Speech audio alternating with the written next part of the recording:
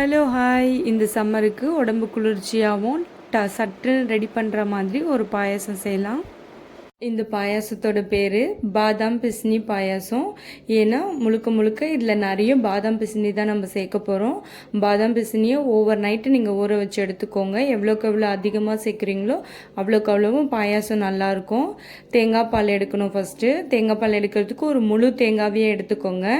அதில் தான் நம்ம தேங்காய் பால் எடுக்க போகிறோம்.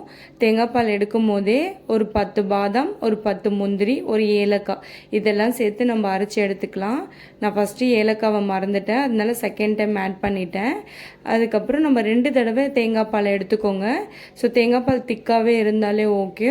தேங்காய் பால் வடிகட்டிட்டு 2 தடவை வடிகட்டி எடுத்துக்கோங்க. ஏன்னா தேங்காய் இல்லாத மாதிரி வடிகட்டின தேங்காய் பாலில் நம்ம எடுத்து வச்சுருக்க பாதாம் பிஸ்னியை அதோடு ஆட் பண்ணிவிடுங்க.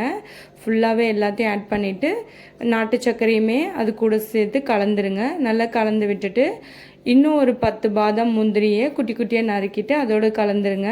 இடையில குட்டி வந்துட்டு அம்மா நான் உங்களுக்கு ஹெல்ப் பண்ணுறேன்ட்டு அவளால் முடிஞ்ச அளவுக்கு ஹெல்ப் பண்ணிவிட்டு கிளம்பிட்டாங்க. அவங்களுக்கும் ஆர்வம் அம்மா கூட வந்து கொஞ்சம் ஹெல்ப் பண்ணலாம் அப்படின்ட்டு. நான் இதை ஒரு 1 hour இல்லைனா 2 hours ஃப்ரிட்ஜில் வைக்க போகிறேன். ஃப்ரிட்ஜில் வச்சு கூலிங்காக சாப்பிட்டு பாருங்கள், நல்லாயிருக்கும். ஏன்னா ரெகுலர் பாயாசத்தை விட இது கொஞ்சம் டிஃப்ரெண்ட்டாகவும் இருக்கும், ஹெல்த்தியாகவும் இருக்கும். ட்ரை பண்ணி பாருங்கள். பாய்.